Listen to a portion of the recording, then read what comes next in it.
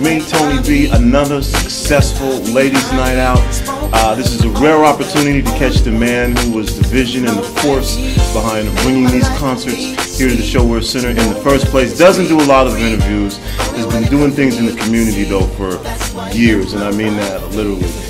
My man, Steve O, Ocean Records. Steve Brown, how you doing, baby? Man, I'm good, man. I'm tired right now. And distracted too, if we could edit that part out. I'm just tired, man. I just want to go get some sleep. The show was fantastic. I'm sure you do, and this is what people probably don't know. Everyone comes out there, has a great time. Then at the end of the day, you're burnt out. What gave you? What made you start these concerts? Decide that you would bring back some of the more popular groups, 90s and early 2000s, and put these concerts together, because it's not something that can happen overnight. Well, pretty much what it was is a lot of feedback from customers from my retail store that I had just recently closed after 9 years at a CD and DVD store. And there's a lot of feedback from my customers who concerts would come to the clubs. And, cats that's in their 30s and 40s, they don't want to go anymore to the club. So, they want to see Genuine and Drew Hill and John B., but they don't want to go to the club to see them. So, there's the worry of being out drunk, coming from a club and getting pulled over, cats that don't know how to act right when they have a few drinks in them.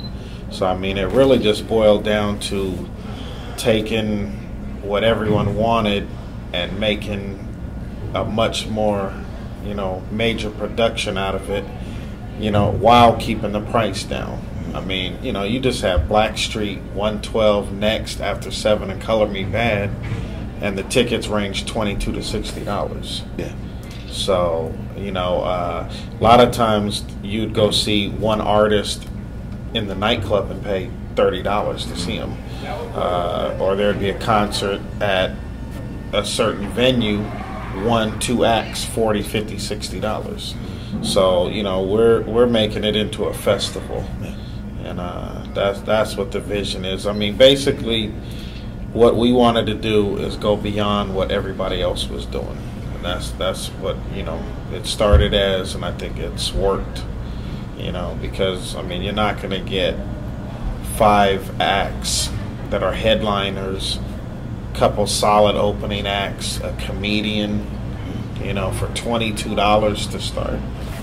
So, how has digital media, social media, either impacted or benefit what you do with these concert series in regards to outreach and marketing?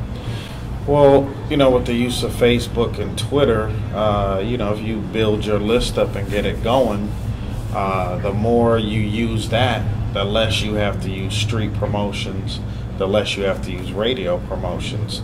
So if you build up your network, ultimately you can eliminate radio and street promo as well as cable promo. So, I mean, social media is obviously where everything's headed towards, and it worked pretty well for us this show. You have, and I'm not going to ask you how you do it, but you bring groups that in their own right, each one of them can headline a show. Right. But you put them all on the same bill. Mm-hmm. Now, I don't need to know all of how you do it, but how do you do that? Man, it's hard. I mean, I'll tell you the honest truth. We put a lot of time and effort into this. A lot of times people think it's just me, but I've got Tim Brown, I've got Phil Williams, we've got, Rocky Sandoval is an artist, but also does lots of street promotions, internet promotions. We've got his manager, Vibes, does a lot of, put a lot of time and effort into promoting the event. My kids help pass out flyers, so, I mean, there's a lot of us, we had C-Spot helping out, and First Class Entertainment, we had TZ. I mean, this was the first show that the entire towns, all the top promoters actually helped, and no one was looking for money. Nobody was looking to get paid or get a piece of the pie. Everybody wanted to help because they knew this was the hottest concert that's been out here. This is number 5 in the series, and each one's getting bigger and better. So, you know, I mean, the very first show, we started off with Casey and JoJo, Genuine, Silk, Shy, and H-Town. You know, and they tore the roof off. So, you know, we've had Boys to Men, Brian McKnight, Michelle Lay. So, you know, we've got a list of everybody. We're getting around to everybody, and they've been incredible. I mean, for me, it's been a blessing and a dream come true to actually be on the phone with these guys, hanging out in the hotels, hanging out at the venue, talking crazy with these guys, ranking with each other.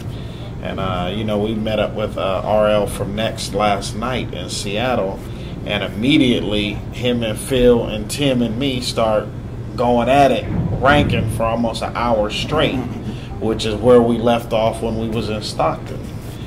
We had Next out in Stockton, same thing, non-stop fun. And, you know, most of these guys are real down to earth, and they're cool people. So we've had a blast, man. I mean, this is 8 shows in, and you know, hopefully everybody will think that they got their money's worth, and you know, that there's no better concert series to spend your money on. You got the Ladies Night Out series going well. Are you going to do more? Are you going to expand? Are you going to move into other areas as well? We're looking at the old school hip hop series. You know, bringing the artists back like EPMD, Special Ed. You know, UTFO, The Real Roxanne. I mean, you know all about all that. Yeah. So, you know, we both got a little gray hair going. So, you know, we know who the acts are that people want to see. Yeah. You know, bring out some Corrupt and Daz, and you know, just all the old school stuff. It's, man, you know, people that are in their 30s and 40s, they want to go out, they want to reminisce, they want to have a good time, drama free. And that's what Ladies Night Out, and that's what the hip-hop series would be about as well. Well, you pretty much answered the question, but I will ask it again. What is the experience? We talked about the impact, you say, low price. You also bring a number of different groups. Each of them, for the most part, can be a headliner in their own right. What is the experience that you want folks to have when they see Ladies Night Out, and they're debating whether they should go to this show or whether they should not go to this show? Because you're competing for a lot of things, especially in this economy. Right. For the dollar, sometimes folks have to make a decision about disposable income or whether they want to pay a bill. Oh, yes. What is the experience that you want folks to have when they come to a Ladies Night Out show? Well, I mean, one of the biggest things is when you're catching a concert where, you know, this is the music that you were in junior high and high school, and in some cases people were in elementary school when the music came out.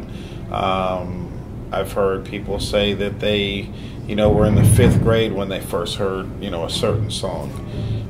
For us, it's about reminiscing, kind of taking your mind back to that time where you was bill-free, stress-free, you know, maybe living at your parents' house and you didn't know what a bill was about.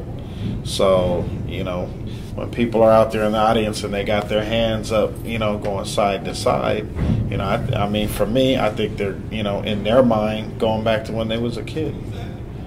Steve-O, Ocean Records, Ladies Night Out. You may not see him on stage, but this is the man behind the scenes who makes it possible for all these folks to be on stage for you. Congratulations again on another successful Ladies Night Out.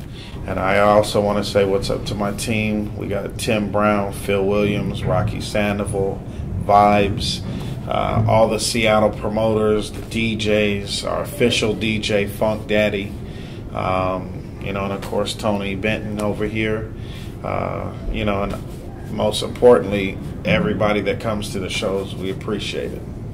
So we just want everyone to come out, have a good time, and reminisce in a trouble-free environment. And that's what the whole shows are about. Awesome, bro. There you go. That's what we needed.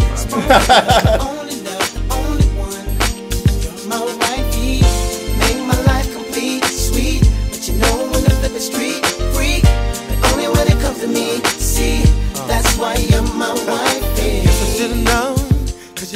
mind blown.